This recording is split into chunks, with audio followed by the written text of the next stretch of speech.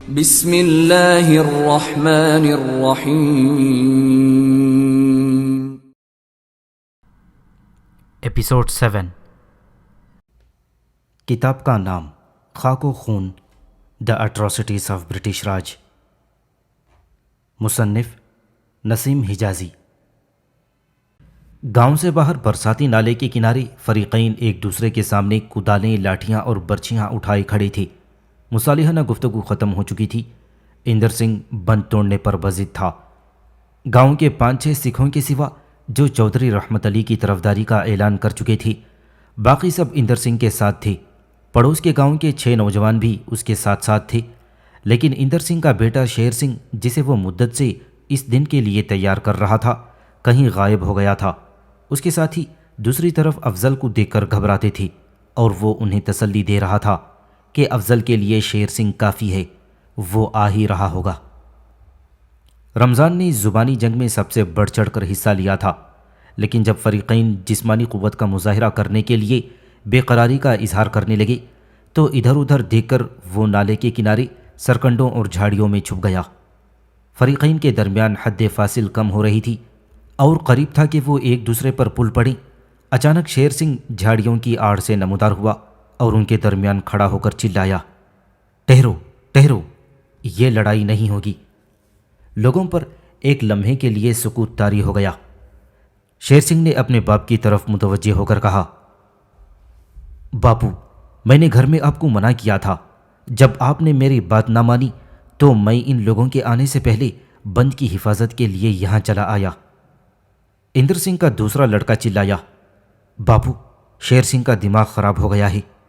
شیر سنگھ نے کہا، کل تک دماغ خراب تھا لیکن آج نہیں۔ تم میرے دودھ کے بھائی ہو، لیکن افضل میرا دھرم کا بھائی ہے۔ جو لاٹھی افضل کی طرف اٹھے گی میں اسے اپنے سر پر روکوں گا۔ گاؤں میں کسی نے برسوں سے شیر سنگھ اور افضل کو ایک دوسرے کے ساتھ بے تکلفی سے اٹھتے بیٹھتے نہیں دیکھا تھا، اس لیے وہ حیران تھے۔ اندر سنگھ غصے سے کانپتا اور گالیاں دیتا ہوا آگے بڑھا اور اس نے شیر سنگھ کو ایک لاٹھی مار دی۔ لاٹھی شیر سنگھ کی ران پر لگی، لیکن وہ چٹان کی طرح کھڑا رہا۔ اندر سنگھ نے دوسری بار لاٹھی اٹھائی، لیکن اتنی دیر میں افضل نے بھاگ کر اس کا ہاتھ پکڑ لیا۔ اندر سنگھ اس کی آہنی گرفت میں بے بس ہو کر رہ گیا تھا۔ شیر سنگھ نے کہا، افضل، یہ میرا باپ ہے، تم اس کے ہاتھ نہ پکڑو، اسے اپنا غصہ نکال لینے دو۔ چھوڑ دو افضل، باپ کی لاٹھیوں سے کوئی مرا نہیں کرتا۔ افضل نے قدرے تذبذب کے بعد اندر سنگھ کا ہاتھ چھوڑ دیا۔ اندر سنگھ نے دوبارہ لاٹھی اٹھائی، لیکن اس کا سارا جسم کانپ رہا تھا۔ بیٹے نے اپنی پگڑی اتار کر اس کے آگے سر جھکا دیا اور باپ کے ہاتھوں سے لاٹھی گر پڑی۔ ایک لمحہ ادھر ادھر دیکھنے کے بعد اندر سنگھ گاؤں کی طرف چل دیا۔ اس کی رفتار ہر قدم پر تیز ہو رہی تھی، یہاں تک کہ وہ بھاگ رہا تھا۔ اندر سنگھ کے دونوں چھوٹے بیٹے اپنے آنسو پوچھتے ہوئے اس کے پیچھے ہو لیے۔ اس پر افضل نے کہا، شیر سنگھ، جاؤ اپنے باپ کو تسلی دو۔ شیر سنگھ نے پگڑی اپنے سر پر رکھ لی اور چپکے سے گاؤں کی طرف چل دیا۔ وہ لوگ جو اندر سنگھ کی حمایت پر لڑنے کے لیے آئے تھے حیران و ششدر کھڑے تھے۔ چودھری رحمت علی آگے بڑھ کر ان کی طرف متوجہ ہوا، دیکھو بھائی، خدا کی یہ مرضی نہ تھی کہ ہمارے درمیان لڑائی ہو، اس میں سب کی بھلائی ہے۔ ہم نے پچھلے سال بند باندھ دیا تھا، تم آرام سے گھروں میں بیٹھے رہے۔ اب اگر تمہارے کھیتوں میں پانی چڑھ آیا ہے تو یہ ہمارا قصور نہیں۔ اب اگر بند توڑ دیا جائے تو ہمارا نقصان ضرور ہوگا۔ ہم یہ چاہتے ہیں کہ ہمارا بھی نقصان نہ ہو اور تم بھی بچ جاؤ۔ اس وقت یہاں 60 سے زیادہ آدمی ہیں، اگر تم سب مل کر ہمت کرو تو تمہارے کھیتوں کو بچانا مشکل نہیں۔ ہم سب تمہاری مدد کرتے ہیں۔ اگر ابھی بند باندھ دیا جائے تو تھوڑی دیر میں کھیتوں سے پانی اتر جائے گا اور فصل بچ جائے گی۔ تم کام شروع کرو اور میں جا کر گاؤں کے باقی آدمیوں کو گھروں سے نکالتا ہوں۔ اب لوگ حیران تھے کہ یہ بات ان سے پہلے کیوں نہ کہی گئی۔ تھوڑی دیر میں وہ پورے جوش و خروش کے ساتھ مٹی کا بند تیار کر رہے تھے۔ پڑوس کے گاؤں کے وہ 6 آدمی جو لڑائی میں اندر سنگھ کی مدد کرنے کے لیے آئے تھے بھاگتے ہوئے اپنے گاؤں میں پہنچے اور وہاں سے 30-40 آدمی لے کر آئے۔ شام سے کچھ دیر پہلے بند تیار ہو چکا تھا اور بارش تھم چکی تھی، لیکن اس دوران میں چودھری رمضان کا کچھ پتہ نہ تھا۔ بند باندھنے کے بعد لوگوں کو ایک اور مشغلہ ہاتھ آ گیا۔ کسی کو پانی سے بھرے ہوئے کھیت میں ایک مچھلی تیرتی نظر آئی اور اس نے شور مچا دیا۔ لوگ لاٹھیاں اٹھا کر مچھلی کے پیچھے ہو لیے۔ مچھلی کافی بڑی تھی اور پانی کی گہرائی کم تھی۔ لوگ شور مچا رہے تھے، مارو، پکڑو، گہرے پانی میں نہ جانے دو، نکل گئی، مارو۔ بالآخر لوگوں نے مچھلی کو لاٹھیوں کی ضربوں سے نڈھال کر کے پکڑ لیا۔ اب یہ فیصلہ کرنا مشکل تھا کہ اسے کون لے جائے گا۔ بالآخر تھوڑی سی تکرار کے بعد لوگوں نے اس بات کا فیصلہ اسماعیل کے سپرد کر دیا۔ اسماعیل نے کہا، دیکھو بھائی، اگر تم میں سے کوئی یہ بتا دے کہ اس وقت چودھری رمضان کہاں ہے تو مچھلی اس کی۔ اب چودھری رمضان کی کسی کو خبر نہ تھی۔ لوگوں نے اس کے متعلق مختلف اندازے لگائے، لیکن اسماعیل نے سب کے دعوے رد کر دیے۔ بالآخر لچمن سنگھ نے کہا، دیکھو اسماعیل، ہمیں پتہ ہے کہ تم یہ مچھلی نہیں چھوڑو گے، اچھا بتاؤ کہ چودھری رمضان کہاں ہے؟ اسماعیل نے ہنستے ہوئے کہا، جب ہم لڑنے کے لیے تیار تھے تو وہ ادھر سرکنڈوں میں چھپ گیا تھا۔ جب اندر سنگھ نے شیر سنگھ کو لاٹھی ماری تھی تو اس نے سمجھا کہ لڑائی شروع ہو گئی ہے، اور وہ جھاڑیوں میں سے ہوتا ہوا اس گنے کے کھیت میں پہنچا اور پھر ہماری مکئی کے کھیت سے گزر کر لال سنگھ کے گنے کے کھیتوں میں سے گزرتا ہوا اپنے گھر کی طرف بھاگا۔ لیکن اتنی دیر میں ابا جی بند بندوانے کے لیے گاؤں سے باقی آدمی لے کر آ رہے تھے۔ اس نے ان کا شور سن کر یہ خیال کیا کہ وہ اس کی تلاش میں آ رہے ہیں۔ وہ الٹے پاؤں بھاگا اور گنے کے کھیتوں میں سے چھپتا ہوا چچا علی محمد کے جوار کے کھیت میں جا پہنچا۔ اتنی دیر میں گاؤں کے دوسرے آدمی مدد کے لیے آ رہے تھے۔ چودھری رمضان نے جوار کا کھیت بھی اپنے لیے محفوظ نہ سمجھا۔ وہ وہاں سے بھاگ کر گنے کے کھیتوں میں آ گیا۔ اب اسے پتہ نہ تھا کہ وہ کس طرف جا رہا ہے۔ پانی کی کھائی میں چلتا ہوا وہ پھر اس طرف آ نکلا۔ تم بند باندھ رہے تھے، لیکن اس نے یہ سمجھا کہ تم لڑائی میں مارے جانے والوں کی لاشیں دبا رہے ہو۔ وہ الٹے پاؤں لوٹا اور وہ ہمارے گنے کے کھیت میں بیٹھا ہوا ہے۔ لچمن سنگھ نے سوال کیا، لیکن تمہیں یہ کیسے معلوم کہ وہ تمہارے کھیت میں بیٹھا ہے؟ اسماعیل نے جواب دیا، بھائی میں ہی تو اسے وہاں بٹھا کر آیا ہوں۔ لیکن کب؟ زیادہ دیر نہیں ہوئی۔ غلام حیدر نے کہا، لیکن تمہیں اس کی ساری بھاگ دوڑ کا پتہ کیسے پتہ چلا؟ میں سارا دن اس کا پیچھا کرتا رہا ہوں۔ جب وہ تھک کر بیٹھ جاتا تو میں اسے شور مچا کر اٹھا دیتا۔ جب وہ سرکنڈے میں چھپ رہا تھا میں نے اسے دیکھ لیا تھا، اور جب وہ جھاڑیوں میں سے گزر کر گنے کے کھیت میں داخل ہوا تھا تو میری نظر اس پر تھی۔ اس کے بعد میں اس کے پیچھے تھا۔ اگر تمہیں یقین نہیں آتا تو جا کر دیکھ لو، سرکنڈوں میں اس کی لاٹھی پڑی ہوئی ہے۔ اس کے پاس ہی جھاڑی کے کانٹوں میں اس کی پگڑی لٹک رہی ہے، اور ہمارے گنے کے کھیتوں میں بھاگنے سے اس کا منہ اور پاؤں چھلنی ہو چکے ہیں۔ لچمن سنگھ نے کہا، لیکن وہ ابھی تک وہیں بیٹھا ہوا ہوگا۔ اسماعیل نے کہا، اگر میں اسے بلانے نہ جاؤں تو وہ 2 دن اور وہیں بیٹھا رہے گا۔ اسے یقین ہے کہ لڑائی میں بہت سے آدمی مارے جا چکے ہیں، پولیس پہنچ چکی ہے اور اس کی تلاش ہو رہی ہے۔ لوگ قہقہے لگاتے ہوئے چودھری رمضان کی تلاش میں چل دیے اور اسماعیل نے مچھلی اٹھا لی۔ رات کے وقت مطلع صاف ہو چکا تھا۔ رحمت علی عشاء کی نماز پڑھ کر مسجد سے نکلا تو دروازے پر اندر سنگھ کھڑا تھا۔ اس نے کہا، رحمت علی، میں تم سے ایک بات کرنا چاہتا ہوں۔ کون؟ اندر سنگھ؟ ہاں چودھری، میں ہوں۔ مجھے شیر سنگھ نے ابھی بتایا ہی، اور میں اپنی زندگی میں پہلی بار تمہارے پاس سر جھکا کر آیا ہوں۔ کوئی بات نہیں اندر سنگھ، ایک جگہ 2 برتن بھی آپس میں کھڑک جاتے ہیں، اور ہم تو آدمی ہیں۔ ہاں، شیر نے تمہیں کیا بتایا؟ چودھری، سچ کہو تم کچھ نہیں جانتے۔ کس کے متعلق؟ اس پر اندر سنگھ نے کہا، کل رات کے واقعے کے متعلق افضل نے تمہیں کچھ نہیں بتایا۔ رحمت علی نے جواب دیا، رات کے متعلق افضل نے مجھ سے کوئی بات نہیں کی۔ کیا ہوا تھا کل رات؟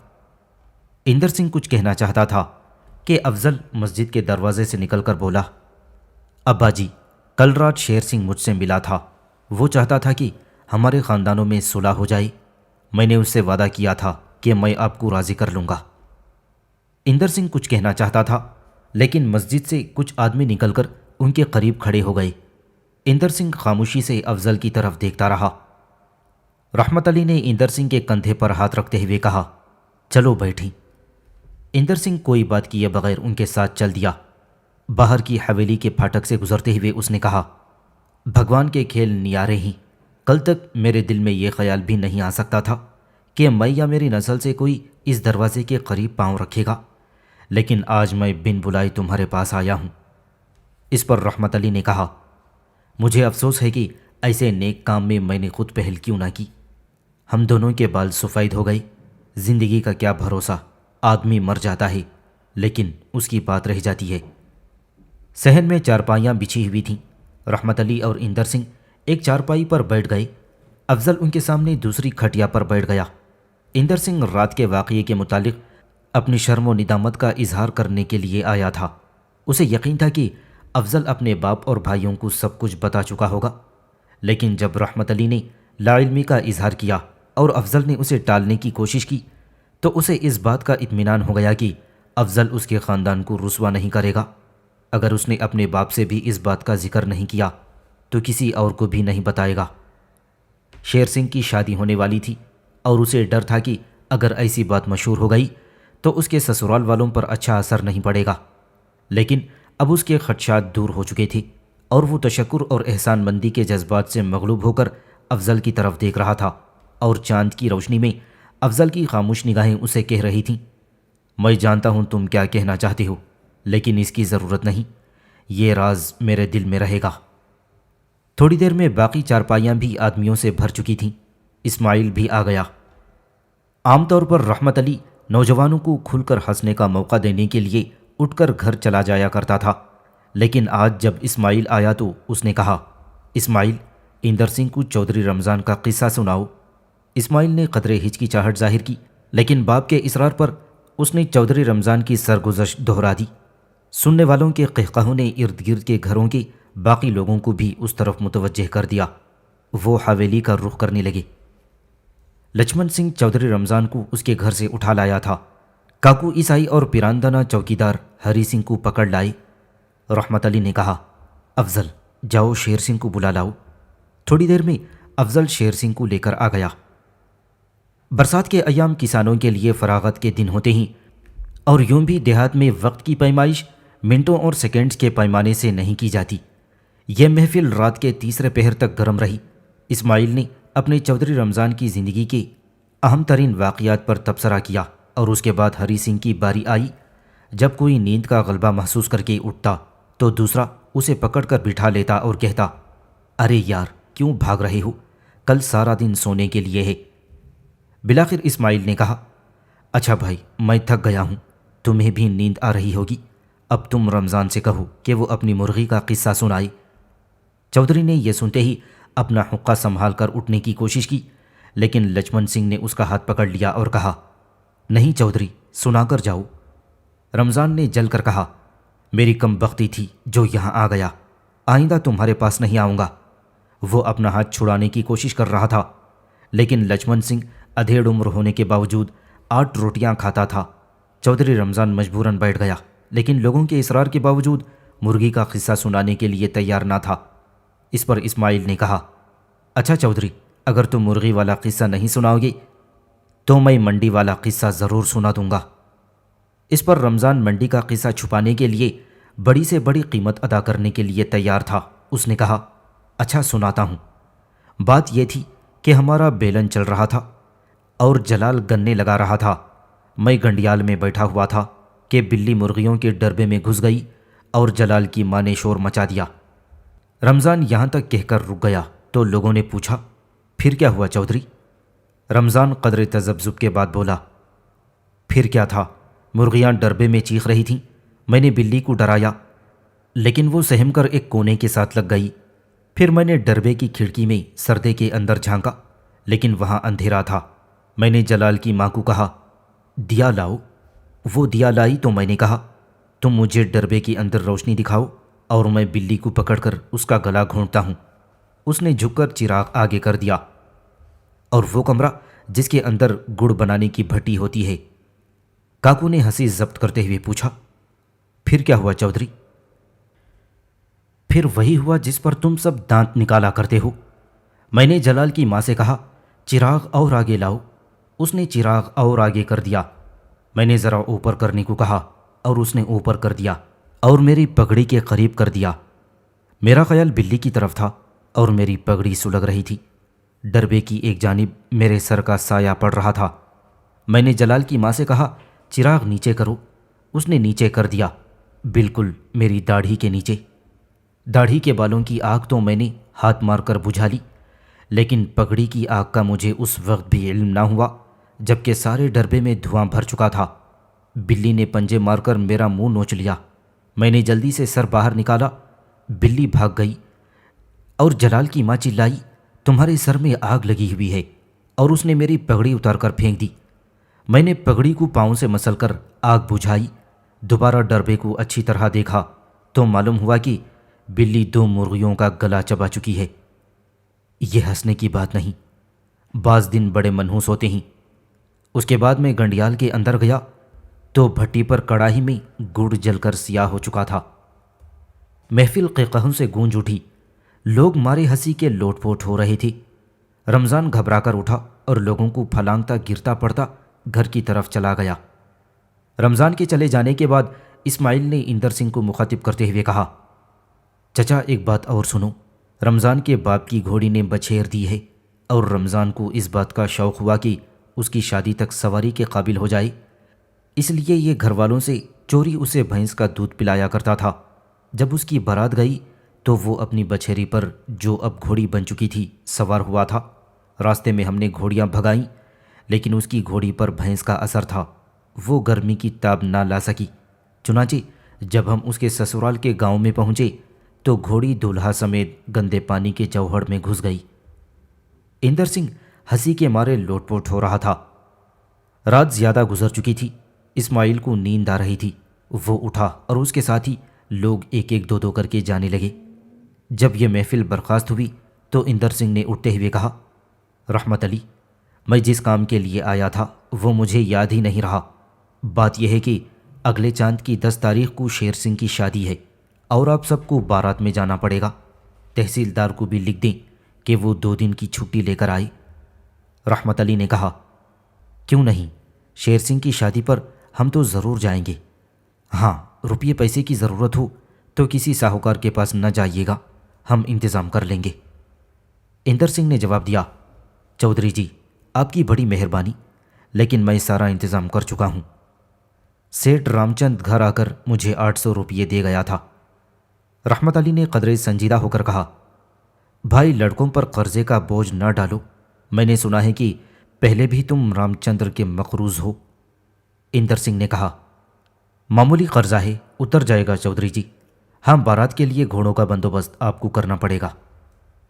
گھوڑوں کی تم فکر نہ کرو، اور کوئی ضرورت بھی ہو تو حاضر ہوں۔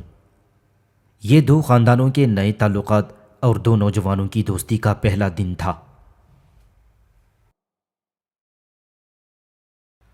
عمرہ کا طبقہ نظام بادشاہت میں سلطنت کا ایک اہم ستون ہوا کرتا تھا، اس لیے بادشاہ اس طبقے کی وفاداری برقرار رکھنے کے لیے انہیں زیادہ سے زیادہ مراعات دیا کرتا تھا، جن میں جاگیریں، اعلیٰ عہدے، پروقار خطابات، تحفے تحائف اور سیاسی اور سماجی مراعات ہوا کرتی تھیں۔ عمرہ کا تاریخ میں یہ کردار رہا ہے کہ جب تک بادشاہ باصلاحیت اور طاقتور رہے، انہوں نے حکومت کے اداروں میں اپنی گرفت مضبوط رکھی اور عمرہ کو اپنے زیر اثر رکھا، لیکن جب بادشاہت کے ارادے میں کمزوری کی آثار پیدا ہوئے تو عمرہ کے طبقے نے سازشوں اور جوڑ توڑ کے ذریعے بادشاہ کو محض کٹ پتلی بنا کر اقتدار خود حاصل کر لیا۔ ہندوستان میں مغل خاندان کی تاریخ سے یہ پہلو واضح ہو کر سامنے آتا ہے کہ بابر سے عالمگیر تک عمرہ بادشاہ کے ماتحت رہے، لیکن اس کے بعد عمرہ نے آہستہ آہستہ طاقت حاصل کر لی، یہاں تک کہ سید برادران نے فرخ سیر کو اپنا اعلی کار بنا کر رکھ دیا تھا۔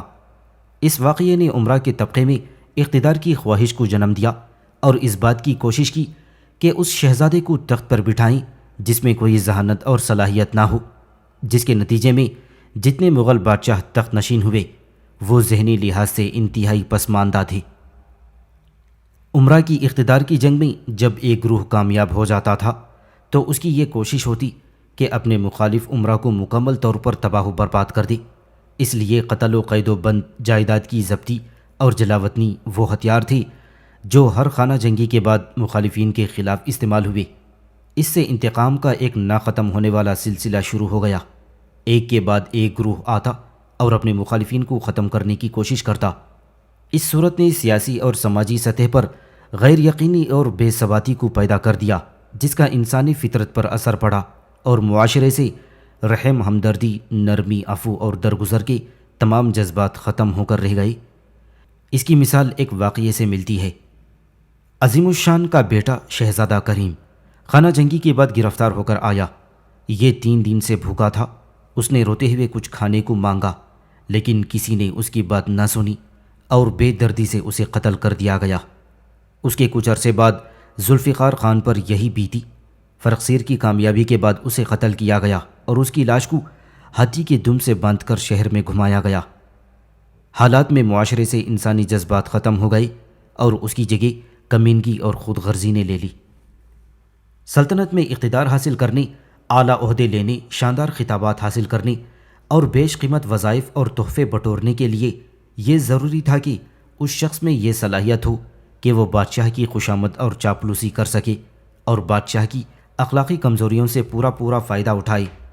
اگر بادشاہ عورتوں کا شائق ہے تو اس کے لیے عورتیں حاصل کرے۔ اگر وہ شراب اور افیم کا دل دادا ہے تو اس کا ساتھ دے۔ اگر موسیقی کا رسیہ ہے تو اس کے لیے مشہور موسیقار کو اکٹھا کر کے اسے محظوظ کرے، اور اگر وہ لطیفوں کا شوقین ہے تو بھانڈوں اور لطیفہ گوؤں کو جمع کرے، اور اس طرح بادشاہ کو خوش کر کے اپنے لیے زیادہ سے زیادہ مراعات حاصل کرے۔ مثلاً شاہ عالم کے وزیر حسام الدولہ نے اس کے لیے ملک بھر کی خوبصورت عورتیں جمع کیں، اور اسی خوبی کی بنا پر اسے اقتدار ملا، ورنہ اس شخص میں نہ قابلیت تھی اور نہ ذہانت اور نہ ہی تعلیم۔ آخری عہد مغلیہ کی سب سے اہم خصوصیت اقتدار کا حصول اور دولت کے لیے جد و جہد کرنا تھا۔ اس ذہنیت کے پس منظر میں اس وقت کی سیاسی صورتحال کو بڑا دخل تھا، کیونکہ ملک میں عدم استحکام، غیر یقینی صورتحال اور امن و امان کی غیر موجودگی وہ عناصر تھی جنہوں نے پورے معاشرے کو متاثر کیا۔ امرا کا طبقہ ان حالات سے خاص طور پر متاثر ہوا، اس لیے وہ معاشرہ جہاں معاشی تحفظ نہ ہو، اس میں یقیناً اس بات کی طرف رجحان بڑھتا ہے کہ ہر جائز اور ناجائز طریقے سے دولت اکٹھی کی جائے۔ آخری عہد مغلیہ میں یہ صورتحال تھی کہ زمیندار و کسان حکومت کو ٹیکس ادا نہیں کرتے تھے۔ ان سے ٹیکس لینے کا ایک ہی طریقہ تھا کہ فوج کی قوت سے انہیں مرعوب کیا جائے۔ اس لیے اس کا یہ حل نکالا گیا کہ بادشاہ اپنی خالصہ کی زمین اور عمرہ جو دربار چھوڑ کر نہیں جانا چاہتے تھے وہ اپنی جاگیریں ٹھیکے پر دے دیتے تھے۔ ٹھیکہ لینے والے وہ امیر ہوتے تھے جو اپنی نجی فوج رکھتے تھے۔ یہ اپنی فوج کے ذریعے بغاوتوں کو ختم کر کے ٹیکس وصول کرتے، اپنا حصہ خود رکھتے اور باقی مالکان کو ادا کرتے۔ اس قسم کی ٹھیکہ داری کے کئی نتائج نکلے۔ جو امیر ٹھیکہ لیتا تھا وہ پہلے سے آمدنی کا اندازہ لگا لیتا تھا، لہذا ٹیکس کی وصولیابی میں وہ ہر طاقت کو استعمال کرتا تھا۔ اسے ہر قسم کے اختیارات حاصل تھی، جن میں کسانوں کو قتل کرنے تک کا حق ہوا کرتا تھا۔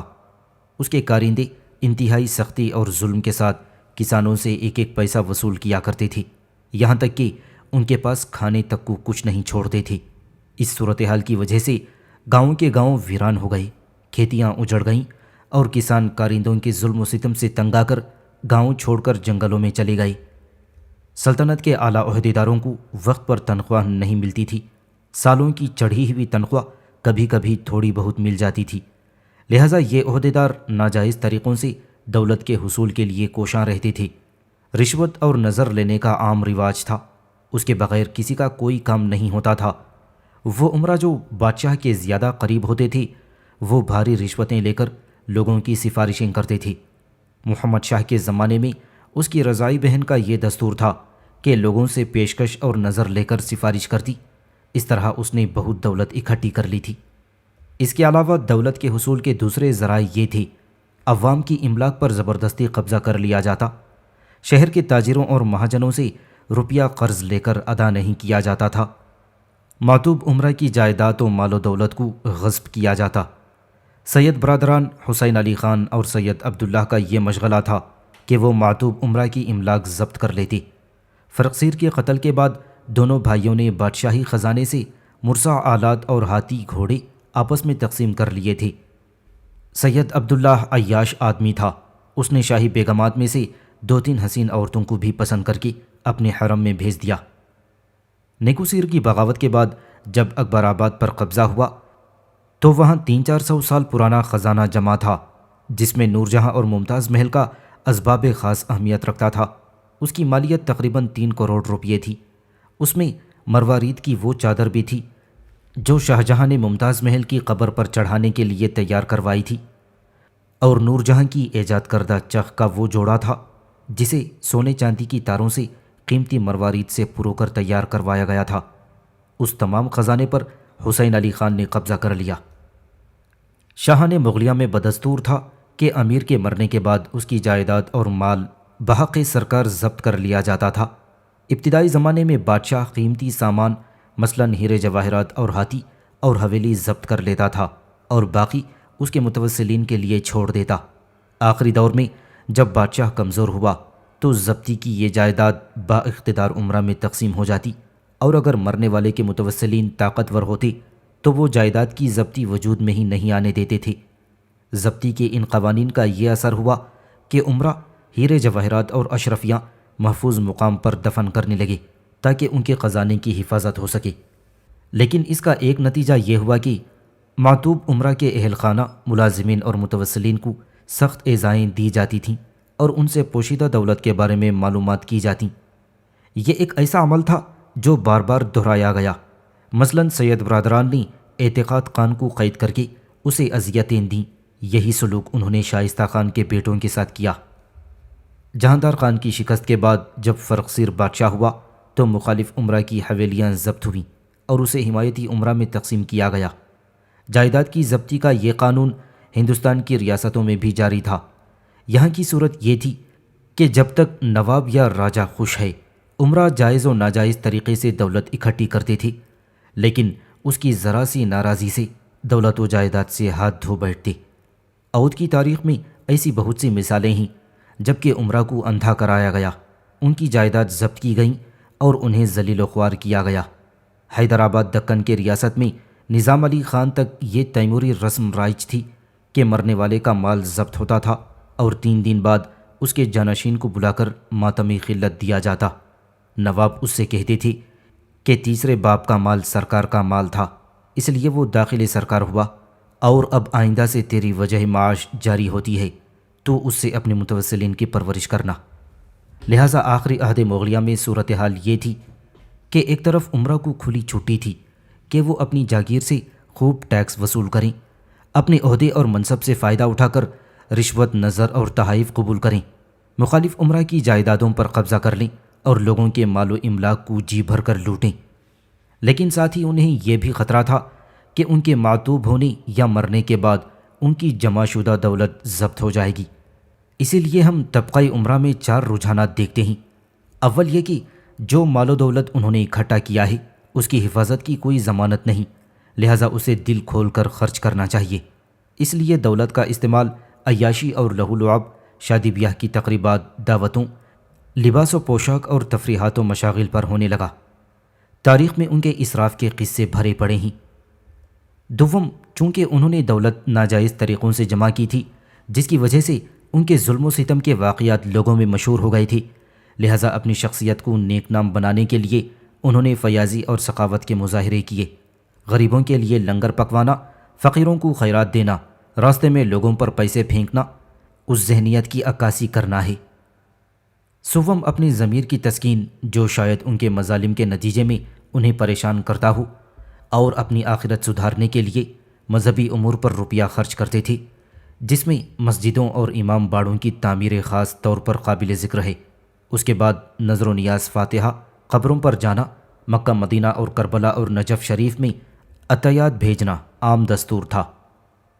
چہارم، اپنی شخصیت کو دوامی اور جاودانی بنانے کے لیے مقبرے، باغات سرائے، پل اور محلات کی تعمیر کرنا۔ شاہ عالم کے زمانے میں اس کے طاقتور امیر خانِ خانہ نے چاہا تھا کہ ہر شہر میں اپنے نام سے ایک سرائے، مسجد اور خانقاہ تعمیر کرائے۔ چنانچہ اس نے ہر جگہ حکام کو لکھا کہ اس مقصد کے لیے زمین خریدی جائے۔ حکام نے اس کی خوشنودی کے لیے لوگوں سے زبردستی زمین اور مکانات لیے۔ ابھی یہ عمارات مکمل بھی نہیں ہوئی تھیں کہ خانِ خانہ کا انتقال ہو گیا، اور اہلکار جو خوشامد میں تعمیرات کرا رہے تھے انہوں نے انہیں اسی طرح چھوڑ دیا، اور یہ ویرانی بڑی باعث عبرت بنی رہی۔ ایک مثالی امیر کا کردار جو اس معاشرے میں نظر آتا ہے وہ راجہ چندر لال کا ہے، جو 1831 عیسوی میں حیدرآباد کے ریاست دارالمحام میں تھے۔ اس حیثیت میں انہوں نے لاکھوں روپے کمائے اور پھر انہیں بڑی فیاضی سے خرچ کیا۔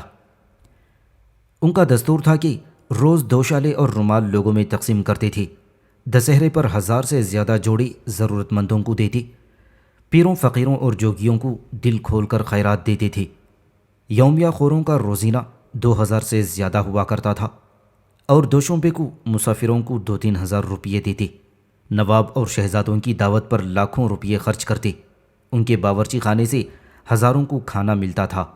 حکیموں، شاعروں، مرثیہ خوانوں اور ارباب نشاد طرب کو ہزاروں بصورت انعام دیا کرتے تھے۔ ایک ایسے نظام حکومت اور معاشرے میں جہاں قابلیت اور صلاحیت کی کوئی پوچھ نہیں تھی اور جہاں ترقی اور کامیابی کے لیے خوشامدی اور چاپلوسی کی ضرورت تھی، وہاں سازش اور جوڑ توڑ کے ذریعے مقصد کا حصول ہوتا تھا۔ امراء اپنی حیثیت کو سازشوں کی بنیاد پر قائم کیے ہوئے تھے۔ ہر جماعت و گروہ اپنے اقتدار کو قائم رکھنے اور حریفوں کو زک پہنچانے کے لیے برابر سازشوں کے تانے بانے بنتے رہتے تھے۔ امراء اپنے مخالفین کو ختم کرنے کے لیے ہر قسم کے حربے استعمال کرتے تھے، مثلاً محاسبہ کرانا، قرض خواہوں سے نالش کرانا، جاگیر و جائیداد ضبط کرانا، شہر سے اخراج، ملازمت سے برطرفی اور وظیفے کی منسوخی، اور اگر اس سے بھی زیادہ سزا دلوانی ہوتی تھی تو ہاتھ پیر کاٹنا، زبان کھینچنا، اندھا کرنا، ہاتھی کے پیروں تلے کچلوانا، تسمے سے گلا گھونٹنا، قید کی حالت میں نمک کا کھانا دینا اور پھر شہر میں تشہیر کرانا عام سزائیں تھیں۔ اس سازشی ماحول کا یہ نتیجہ تھا کہ امرائے سلطنت دشمنوں اور باغیوں کے خلاف کسی مہم پر جانا نہیں چاہتے تھے، کیونکہ انہیں اندیشہ رہتا تھا کہ ان کی غیر موجودگی میں ان کے مخالفین ان کا قلعہ قمع کر دیں گے۔ اسی سازشی ماحول کی وجہ سے یہ امراء اپنی جاگیروں پر بھی نہیں جاتے تھے اور اسی کی وجہ سے جاگیروں کا انتظام ان کے نائب کیا کرتے تھے۔ مخالفت اور دشمنی کے جذبات امراء کے گروہوں میں اس قدر ہو گئے تھے کہ اگر انہیں اقتدار نہیں ملتا تھا تو ان کی کوشش ہوتی تھی کہ ان کے حریفوں کو بھی اقتدار نہ ملے۔ مثلاً نادر شاہ کے حملے کے وقت سعادت خان برہان الملک کو امیر الامراء کا عہدہ نہیں ملا تو اس نے نادر شاہ کو دہلی پر قبضہ کرنے اور شاہی خزانے اور امراء کی دولت لوٹنے پر اکسایا، جس کی وجہ سے مغل بادشاہوں کا صدیوں کا جمع شدہ خزانہ نادر شاہ کے ہاتھ لگا تھا۔ یہ اسی سازشی ماحول کا نتیجہ تھا کہ سلطنت کو پیش آنے والے خطرات اور مسائل سے نمٹنے کے بجائے ان کی صلاحیتیں اس بات پر صرف ہوتی تھیں کہ وہ اپنے اقتدار کو کس طرح بچائیں اور اپنے حریفوں کو کس طرح نقصان پہنچائیں۔ امراء نے اپنی ذاتی مفادات کی خاطر مرہٹوں، جاٹوں، سکھوں اور انگریزوں کا ساتھ دیا۔ 1857 عیسوی میں جبکہ دہلی کا محاصرہ جاری تھا اور انگریزوں سے جنگ ہو رہی تھی، اس وقت بھی دربار کے کچھ امراء انگریزوں کو خبریں پہنچا رہے تھے۔ امراء کا طبقہ خود کو قانون سے بالا تر سمجھتا تھا۔ اس کی وجہ یہ تھی کہ ان کے جرائم کی سزا دینے والی کوئی طاقت باقی نہیں رہی تھی۔ یہ اگر کسی کو قتل کرا دیتے تب بھی ان کے خلاف کوئی قانونی چارہ جوئی نہیں ہوتی تھی۔ مثلاً صفدر بیگ نے جاوید خان خواجہ سرا، جو احمد شاہ کے قریبی مصاحبوں میں سے تھا، دعوت میں بلا کر قتل کروا دیا۔ بادشاہ اس عمل سے ناخوش تو بہت ہوا، مگر کمزور ہونے کی وجہ سے کوئی عملی اقدام نہ کر سکا۔ قانون سے بالاتری کا یہ تصور تھا کہ امراء اپنے اپنے علاقوں اور جاگیروں میں قطعی خود مختار ہو کر اپنی منمانی کارروائیاں کر رہے تھے۔ لوگوں کو قتل کرانا، سزائیں دینا، زمینوں پر قبضہ کرنا اور خوبصورت عورتوں کو اغوا کرنا عام باتیں تھیں۔ شجاع الدولہ اودھ کے نواب وزیر کا یہ مشہور واقعہ ہے کہ اس نے ایک عورت کو زبردستی اٹھوا کر منگوایا، اس کی عصمت دری کی اور پھر اسے محل سے نکال دیا۔ کھتری برادری کے احتجاج کے باوجود ان کے خلاف کچھ نہیں ہوا، کیونکہ وہ اپنے علاقے کے خود مختار حکمران تھے۔ امراء کا طبقہ خود کو عوام سے ممتاز رکھنے کی خاطر اپنے لیے مخصوص علامات اور نشانات رکھتا تھا۔ مثلاً اسے بادشاہ کی جانب سے شاندار اور پروقار خطابات ملا کرتے تھے، مثلاً خان، بہادر، ملک، دولہ، اور پھر جنگ پر ختم ہونے والے خطابات۔ یہ خطاب اگرچہ شاندار اور باوقار ہوتے تھے، مگر ان کا حال ان اوصاف سے خالی ہوتا تھا۔ خان، بہادر اور جنگ کے خطابات وہ رکھتے تھے جن کا جنگ، بہادری اور شجاعت سے کوئی واسطہ نہیں ہوتا تھا۔ اعتماد الدولہ اور امین الدولہ کے خطابات وہ رکھتے تھے جو سلطنت کی بیخ کنی میں سب سے زیادہ سرگرم عمل ہوتے تھے۔ یہ شاندار خطابات ان کی کھوکھلی شخصیت اور محرومی کی عکاسی کرتے تھے۔ جس قدر مغلیہ سلطنت زوال پذیر ہوتی چلی گئی، اس قدر یہ خطابات بھی شاندار ہوتے چلے گئے، لیکن خطابات کے لفظی معنی ان کی شخصیت میں کوئی اوصاف پیدا نہیں کر سکے۔ خطابات کے علاوہ یہ امرا اپنی شان و شوکت اور برتری کے لیے اپنی پوشاک پر خصوصی توجہ دیتے تھے۔ سرپیچ، جیغا اور عقاب کی کلغی ان کی پگڑی میں ہوتی، ریشمی اور قیمتی لباس میں ملبوس ہوتے، باہر نکلتے تو یا تو ہاتھی پر سوار ہوتے یا جھالر دار پالکی میں۔ ان کے جلوں میں ملازمین کی ایک فوج ہوتی جو ماہی مراتب، نوبت، چتر اور علم لے کر ان کی سواری کے آگے آگے چلتی۔ ان کی سواری کی شان و شوکت اور ملازمین کی تعداد سے ان کی سماجی حیثیت کا تعین ہوتا۔ یہ دوسری بات تھی کہ ان کے ملازمین اکثر اپنی تنخواہوں سے محروم رہتے تھے۔ اپنی معاشرتی زندگی میں یہ امرا مجلسی آداب کے ذریعے طبقاتی تقسیم کو برقرار رکھتے تھے۔ اس زمانے کی مجلسی آداب سے معاشرے کی طبقاتی تقسیم کا اظہار ہوتا ہے۔ معاشرہ صرف امرا اور عوام میں ہی منقسم نہیں ہوتا، بلکہ امرا بھی مختلف درجوں اور طبقوں میں بٹے ہوئے تھے، لہذا ملاقات کے وقت یہ امرا طبقاتی امتیاز کا خیال رکھتے تھے۔ امرا جب ملاقات کے لیے جاتے تو وہ اپنے ہمراہ، اپنے دوستوں، ساتھیوں اور ملازمین کو لے کر چلتے، لیکن خلوت میں مخصوص ساتھیوں کے علاوہ اور کوئی نہیں جا سکتا تھا۔ دوسرے لوگ دیوڑی پر انتظار کرتے تھے۔ اگر کوئی امیر کسی کے گھر جاتا تھا تو اس کے استقبال میں اس کے مرتبے کا خیال رکھا جاتا۔ اگر وہ ہم مرتبہ ہوتا تو میزبان کھڑے ہو کر اس کا استقبال کرتا، اگر ہم مرتبے میں بڑھا ہوا ہوتا تو گھر سے باہر آ کر اس کا استقبال کرتا، ورنہ مسند پر بیٹھا رہتا۔ ہم مرتبہ اور بڑے رتبے کے امرا سے ملاقات کے وقت دونوں ہاتھ پھیلا کر گلے لگانے، پیشانی پر بوسہ دینے، معانقہ کرنے اور بغل گیر ہونے کا رواج عام تھا۔ مہمان کا ہاتھ پکڑ کر مسند تک لے جانا اخلاق میں شامل تھا۔ اگر زیادہ عزت دینی ہو تو مہمان کو اپنے دائیں جانب بٹھاتے، ان میں جو مرتبے میں بڑھا ہوا ہوتا اسے دوسرا نظر دیتا۔ محبت و برادرانہ تعلقات کے اظہار کا ایک ذریعہ یہ تھا کہ دستار بدل لیتے تھے اور پگڑی بدل کر بھائی کہلاتے۔ اگر راستے میں ایک دوسرے سے ملتے تو سلام و آداب کرتے، اور اگر مرتبے میں کوئی بڑا ہوتا تو دوسرا سواری سے اتر کر سلام کرتا۔ اس مختصر سے مطالعے کے بعد ہم اس نتیجے پر پہنچتے ہیں کہ آخری عہد مغلیہ کی امرا سیاسی اور سماجی اور مذہبی اثرات کے تحت متضاد اوصاف اور خصوصیات کے حامل تھی۔ وہ ہر قسم میں اپنی شخصیت کی اہمیت کو برقرار رکھنا چاہتے تھے، اس لیے اگر ان پر کوئی احسان کرے تو اس کا بدلہ ضرور دیتے تھے تاکہ کسی موقع پر ان کی نگاہیں نیچی نہ رہیں۔ اگر وہ کسی کو ناپسند کرتے تب بھی ظاہری طور پر اس سے خلوص و محبت کا اظہار کرتے۔ ایک طرف وہ اپنی رعیت کے لیے نہایت ظالم تھے تو دوسری طرف فیاضی اور سخاوت میں بڑھے ہوئے تھے۔ ایک طرف عیاشی اور لہو لعب میں مصروف تھے تو دوسری طرف مذہبی امور میں بھی بڑھ چڑھ کر حصے لیتے۔ جہاں اپنی آسائش کے لیے محلات و باغات اور 12 دریان تعمیر کراتے تھے، وہاں دینی جذبے کے اظہار کے طور پر مسجدیں، خانقاہیں، امام باڑے بھی بنواتے، اور اس رویے نے اس طبقے کی ذہنیت کو منافقانہ بنا دیا تھا۔ سامعین سے گزارش کی جاتی ہے کہ ہمارے سارے چینلز ایلیکونٹ ادب ایکسٹراز، سواد آف حق چینل اور اتحاد الانصار چینل میں جن آڈیو بکس اور سیریز کو مکمل کیا جا چکا ہے، ان سب کا مطالعہ ہمارے پلے لسٹ سیکشن سے کریں، اور ان آڈیو بکس اور سیریز کو آپ اپنے دوست و احباب میں شیئر کرتے رہیں، اور ہمارے سوشل میڈیا پلیٹ فارمز کے لنکس ڈسکرپشن میں دیے گئے ہیں۔ ہمیں سبسکرائب اور فالو ضرور کریں۔ جزاک اللہ۔